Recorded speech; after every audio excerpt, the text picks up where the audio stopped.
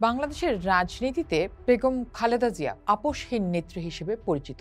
সেটা তার নিজের দলের কর্মী সমর্থক কিংবা সাধারণ মানুষ সবার কাছেই তার এই আপোষহীন চেহারাটা খুব পরিষ্কার। কিন্তু গত 15 বছরে বা 20 বছরে যে নতুন প্রজন্ম বড় হয়েছে তাদের কাছে কিন্তু এই আপোষহীন শব্দটি খুব একটা স্পষ্ট নয়। গত দেড় যুগে জিয়া পরিবারের যে রাজনৈতিক ভূমিকা ঠিক কোথায় যেন আড়াল হয়ে গেছে।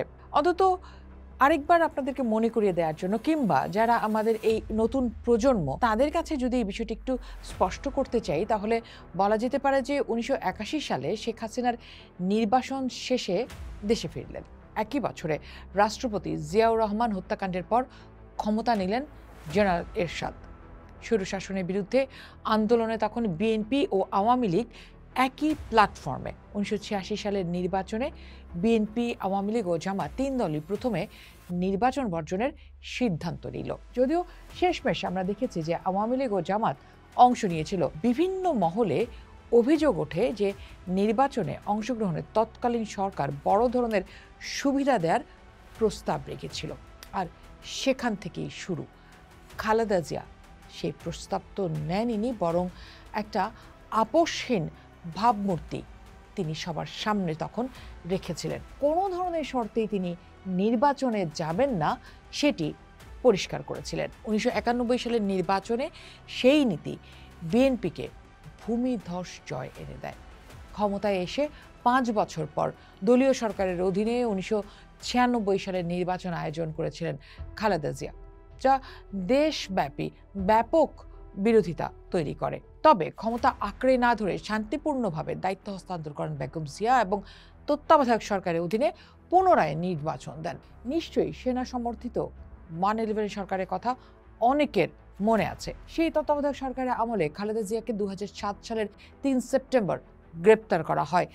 দীর্ঘদিন কারাবাসের পর তিনি আইনি লড়াই করে সবকটি মামলায় জামিন নিয়ে মুক্তি পান। কারাগারে থাকাকালে তাকে বিদেশে নির্বাসনে পাঠানোর চেষ্টা করা হয় এবং তখনও তার কাছে অনেক প্রস্তাবই আসে।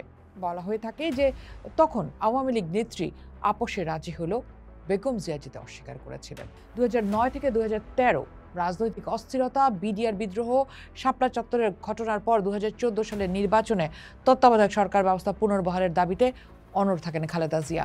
বিভিন্ন সমঝোতার প্রস্তাব এলেও বিএনপি নির্বাচন বর্জন করে। পরবর্তী বছরগুলোতে দলের উপর চাপ, মামলা, দমন পীড়নের মধ্যেও বিএনপিকে সাংগঠনিকভাবে টিকিয়ে রাখেন খালেদা জিয়া।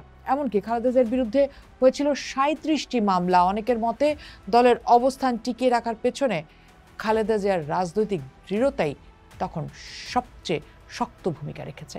2018 সালে জিয়া অরফানেজ ট্রাস্ট মামলায় তাকে গ্রেপ্তার করা হয়। পুরনো কেন্দ্রীয় কারাগার পরিত্যক্ত ঘোষণা করা হলেও তাকে সেখানেই একমাত্র বন্দী হিসেবে রাখা হয়েছিল।